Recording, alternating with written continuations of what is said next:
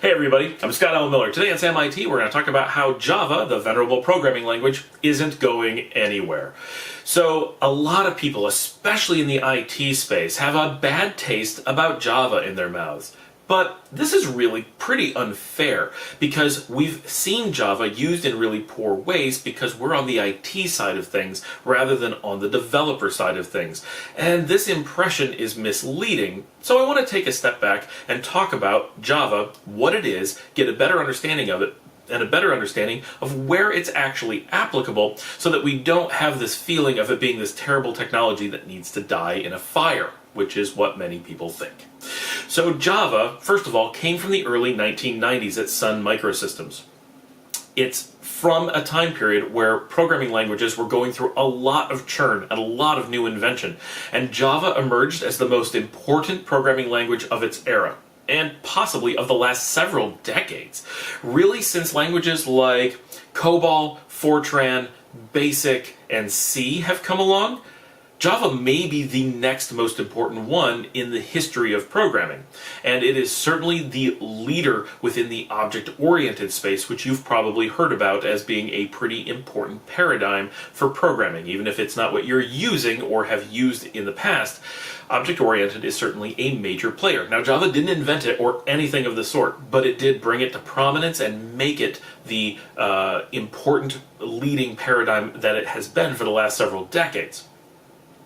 We really look to Smalltalk if you're looking for a lot more history on object-oriented and where it really came from, but Smalltalk never got the traction that Java did.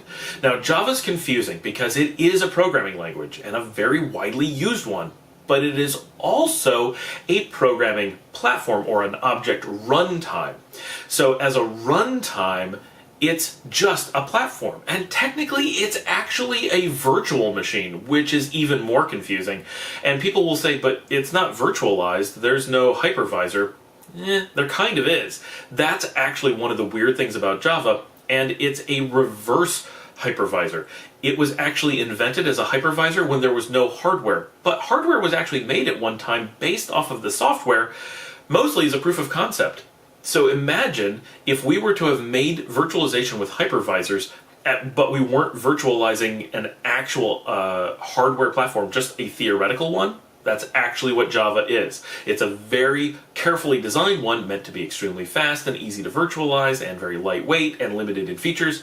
All that's true. But there's actually a virtualization layer going on which the object runtime platform sits, and then we run our programs on top of that. That alone makes Java, 1, extremely powerful and flexible, and 2, really confusing. Now, because we have this powerful runtime and this kind of separate language, there's actually a family of languages that are part of the Java family and run on top of the same runtime. So they get all the advantages and the power of Java and its libraries, but they don't use the actual language. So you may be a very serious Java programmer and not writing in Java, sort of. So some of the more important ones there include Scala, which is very similar to F# in the .NET world, and Clojure, which is part of the Lisp ecosystem, and Groove, which is a scripting language that sits on top and would be most associated with Ruby. So we have these interesting programming languages that we can put on top of Java. And if we were to compare this to the Microsoft world or its .NET specific components, we have something kind of similar. .NET was modeled after Java. Literally, it came after it and was meant to copy it. But it doesn't work in quite the same way, but for all intents and purposes, it kind of does. .NET has languages that run on top of it, including C#, F#, once upon a time J#, Visual Basic, and others.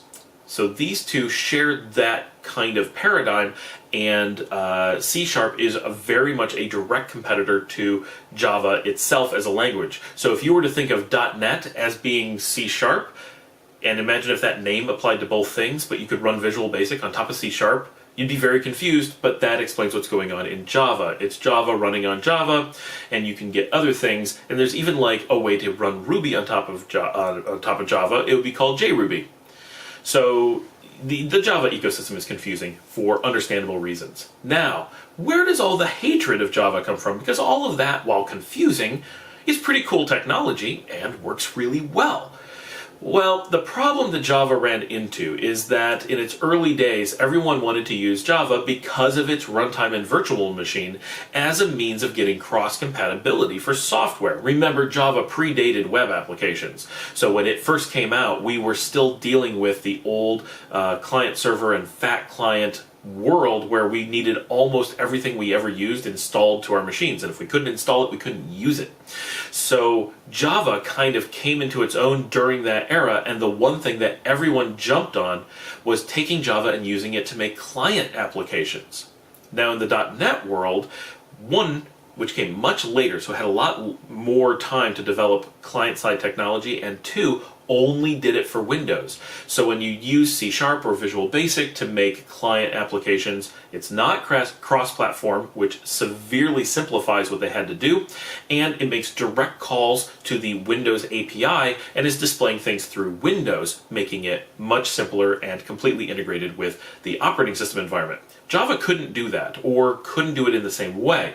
So Java, wanting to be able to make things that were identical across all platforms, had to build all of those components, including its entire windowing system, into its client platform. This led to a substandard experience, but one that could work across lots of machines. It sounded great, but basically what it meant is that you had a lot of developers making a lot of really low-end bad stuff for a lot of cross-platform machines really poorly. The results were almost always garbage. You could, if you were good at it, make good Java applications and make them look good and run well. But it was very hard to do, it took a lot of effort and a lot of expertise, and almost no one did it. Java became famous for all the problems associated with bad applications written on top of it, and associated with a whole bunch of times where people used it when they shouldn't have. Unfortunately, those claims to fame stuck with Java a lot, because its server side is really powerful even today, and still extremely useful, and its cross-platform compatibility still works really, really well. Better than .NET does, although Microsoft is making great strides in trying to catch up today by getting .NET onto other platforms, but they still have a ways to go. They have not caught up with Java on the server in any way at this point, and won't for several years. But we're hopeful that C# and F# especially will have their day as cross-compatible, broadly accepted server-side components as well. The more the merrier when it comes to the programming party. So because of these historical things, IT tends to hate Java, especially because now it's relegated to antique hardware or things that just haven't been updated, making people hate it more and more. And in recent years, there have been some security concerns around Java, which are almost all completely limited to using it as a client-side GUI application, and so that has added to the hatred of the platform. It is what it is, but it's time for IT to get past that. Yes, developers should not for a long time have been making desktop installable components out of Java. That was a bad idea in the late 90s and early 2000s. It's a horrible idea today. But from a server side, it is still very powerful, extremely fast, and extremely good for a lot of big applications. And it remains the #1 programming language for bespoke enterprise software for a reason. So don't look at Java as some terrible thing that needs to go away. Don't look at it as being old and archaic. It is modern, it is fast, it is powerful, it is robust and mature, and it has a great place on the servers of our applications all over the world.